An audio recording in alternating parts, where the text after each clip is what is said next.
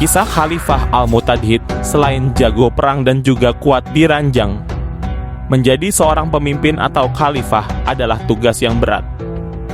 Seorang pemimpin atau khalifah pada zaman dulu diharuskan memiliki kemampuan dalam beberapa bidang, seperti kemampuan diplomatik, kemampuan mengatur strategi perang, dan juga kuat secara fisik. Namun khalifah yang satu ini, ia juga memiliki kemampuan bertarung di atas ranjang yang tidak dimiliki oleh khalifah lain pada masa itu. Penasaran seperti apa kisahnya? Nonton video ini sampai habis agar tidak sesat.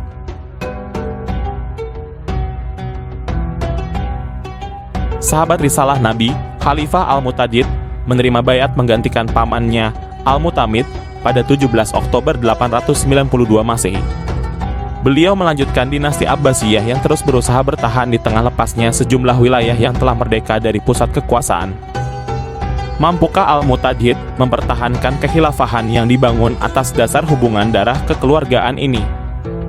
Imam Suyuti mendeskripsikan sosok Al-Mu'tadid sebagai penguasa yang pemberani, tampilannya perkasa, sangar, banyak akalnya, dan juga dikenal perkasa dalam urusan esek-esek. Kalau dia marah, tanpa ampun, komandan tentara pun dia perintahkan dikubur hidup-hidup. Dia juga seorang politikus ulung. Sekitar 10 hari setelah dilantik menjadi khalifah, datang utusan penguasa Mesir, Kumarawayh bin Ahmad bin Tulun, yang bernama Ibnu Al-Jassas. Utusan ini membawa berbagai hadiah dari mulai emas, unta, kuda, jerapah, dan beberapa budak. Tujuannya adalah untuk menikahkan putri Kumarawayh dengan anak Al-Mu'tadid yang bernama Ali. Ini adalah diplomasi tingkat tinggi mengingat dulu bapak Al-Mu'tadid yang bernama Al-Muwaffaq berperang melawan Ahmad bin Tulun, bapak Kumarawayh. Namun, seperti dikisahkan Imam Tabari, Khalifah Al-Mu'tadid menolak proposal pernikahan untuk anaknya itu. Namun, ia mengambil keputusan yang mengejutkan, malah dia memutuskan bahwa dia sendiri yang akan menikahi putri dari Kumarawayh. Nama putri penguasa Mesir itu, Qatrunada, seorang gadis Mesir yang begitu cantik. Al-Mu'tadid membawa 1 juta dinar pada hari pernikahannya. Ini tercatat sebagai pernikahan paling megah dalam sejarah Khilafah Abbasiyah. Bapaknya pun diangkat resmi sebagai emir yang menguasai wilayah Mesir dan Syria dengan kewajiban menyetor 300.000 dinar per tahun kepada Al-Mu'tadid sang khalifah yang juga menantunya. Pernikahan politik ini sayang tidak berlangsung lama. Qatrunada meninggal tak lama kemudian. Emir Kumarawayh di Mesir dibunuh pelayannya sendiri yang merupakan selingkuhan istrinya. Anak laki Kumarawayh yang bernama Jais berkuasa menggantikan bapaknya sebagai emir, namun hanya berkuasa beberapa bulan, dia diturunkan dan dibunuh lalu digantikan oleh adiknya, yaitu Harun.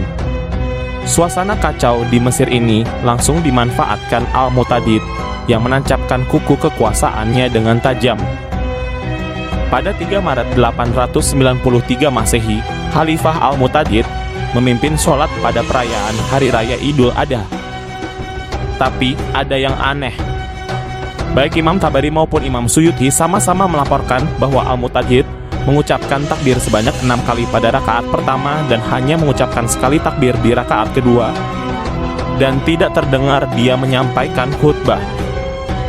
Yang dilakukan oleh Al-Mu'tadid ini tentu merupakan pelanggaran fatal. Untung saja di zaman dulu belum ada media sosial seperti saat ini. Kalau tidak, bisa jadi Al-Mu'tadid bakal dibully oleh netizen. Masa seorang khalifah tidak mengerti berapa kali takbir dalam sholat? Kalau di zaman sekarang netizen banyak yang nyinyir dengan seorang presiden yang kabarnya tidak fasih membaca surat Al-Fatihah saat menjadi imam sholat. Lalu, bagaimana dengan Khalifah Al-Mu'tadid yang malah salah dalam tata cara sholatnya? Berbeda dengan jumhur ulama, dalam mazhab Hanafi, membaca Al-Fatihah itu bukan sebuah kewajiban. Bisa diganti dengan surat lainnya. Jadi, kalau berdasarkan mazhab Hanafi, jangankan keliru membaca surat Al-Fatihah, tidak membaca Fatihah saja, sholat tetap sah. Lantas, bagaimana dengan tindakan Al-Mu'tadid yang membaca takbir 6 kali di rakaat pertama dan sekali takbir di rakaat kedua serta tidak menyampaikan khutbah? Adakah mazhab fikih yang mendukungnya? Masalah takbir dalam sholat hari raya ini ada beberapa pendapat yang tercatat dalam literatur keislaman. Pertama, mayoritas ulama berpendapat jumlah takbir sholat hari raya itu 7 kali di rakaat pertama dan 5 kali di rakaat sebelum membaca surat Al-Fatihah. Inilah pendapat mayoritas sahabat Nabi, para tabi'in, fuqaha 7 di Madinah, juga Khalifah Umar bin Abdul Aziz. Begitu pula pendapat Imam Syafi'i dan Imam Malik. Kedua, Imam Malik berpendapat 7 takbir di rakaat pertama itu termasuk takbiratul ihram, sementara Imam Syafi'i mengatakan 7 takbir itu tidak termasuk takbiratul ihram.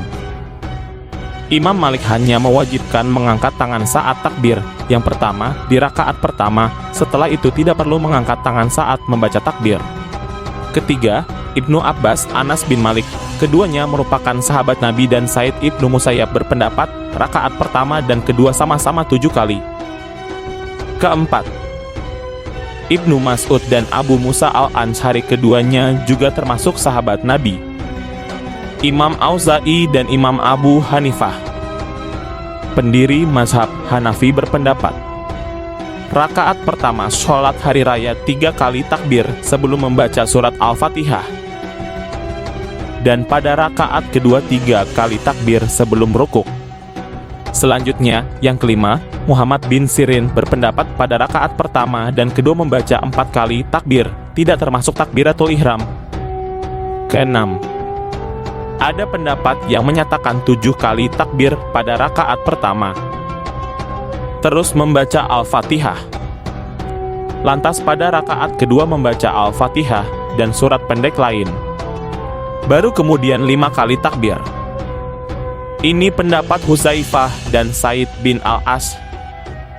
Ketujuh, ada yang membedakan jumlah rakaat takbir pada sholat Idul Fitri dan Idul Adha. Diriwayatkan, Ali bin Abi Thalib berpendapat, pada sholat Idul Fitri 11 kali takbir, 5 di rakaat pertama dan 6 di rakaat kedua. Sedangkan pada sholat Idul Adha 3 kali takbir pada rakaat pertama dan 2 kali pada rakaat kedua, yang dilakukan oleh Khalifah Al-Mu'tadid saat menjadi imam sholat hari raya jelas tidak berasal dari ketujuh pendapat fikih di atas. Tapi, ya siapa sih yang berani melawan Khalifah yang sangar dan garang ini? Kesangarannya membuat dia juga dijuluki sebagai Abul Abbas As-Saffah kedua. Bukan saja karena dia berhasil memimpin dinasti Abbasiyah dari jurang kehancurannya, namun Al-Mu'tadid juga mengikuti As-Saffah, pendiri dinasti Abbasiyah, yang terkenal sangar dan garang terhadap lawan-lawan politiknya. Siapa yang melakukan kesalahan di depan Al-Mu'tadid akan terkena hukuman berat. Misalnya, menurut Imam Suyuti, ada 3 pencuri kebun yang dihukum mati oleh Al-Mu'tadid. Tindakan ini tentu melebihi ketentuan pemahaman tradisional fikih jinayat yang paling maksimal hanya menjatuhkan hukuman potong tangan, bukan malah dibunuh. Tapi, ya sekali lagi, siapa sih yang berani melawan tindakan khalifah? Masa kepemimpinan Al-Mu'tadid juga ditandai dengan berbagai fenomena alam dan musibah bencana alam. Terjadi gerhana matahari, disusul badai angin. Kemudian menyusul gempa bumi dengan korban 150.000 penduduk. Segarang-garangnya khalifah tentu takluk dengan kekuatan alam. Imam Suyuti juga menceritakan bahwa terjadi luapan air di sejumlah kota sehingga air bersih susah didapat. Penduduk tidak sanggup membeli air bersih yang harganya mendadak meningkat. Walhasil, banyak yang kelaparan dan karena darurat terpaksa memakan bangkai binatang. Secara fikih tentu ini dibenarkan. Kaidah fikihnya, ad-darurat tubihul masurat, yang artinya kondisi emergensi membolehkan hal-hal yang sebelumnya dilarang. Ada pula warna merah di langit Mesir, saking terangnya, sehingga melihat wajah atau bangunan lain itu menjadi merah semua. Ini berlangsung dari asar sampai malam hari. Setahun kemudian di Basrah juga berhembus angin kencang yang berwarna kuning, kemudian berubah menjadi hijau dan hitam. 500 pohon kurma tumbang karena angin kencang ini. Disusul dengan hujan batu es yang beratnya sama dengan uang 150 dirham. Hujan batu es ini membuat rusak sejumlah kota, Ini artinya mau negara yang pakai sistem khilafah atau sistem demokrasi yang namanya fenomena alam dan musibah bencana alam itu gak pilih-pilih datangnya. Jangan pula terburu-buru menganggap setiap bencana alam sebagai azab Allah. Paling penting itu kita mengantisipasi agar musibah bencana alam bisa kita minimalisasi dampak dan korbannya. Bukan lagi rahasia umum kalau Al-Mu'tadid menggemari perempuan dan bangunan. Kehidupan yang hedon sang khalifah mendorong Al-Mu'tadid membangun gedung mewah seharga 60.000 dinar di kota Buhairah. Dia tinggal di dalamnya bersama para budak wanitanya. Salah satu yang paling dia sayangi bernama Darirah. Wanita tersebut terkenal dengan kecantikan paras dan postur tubuhnya yang sangat indah.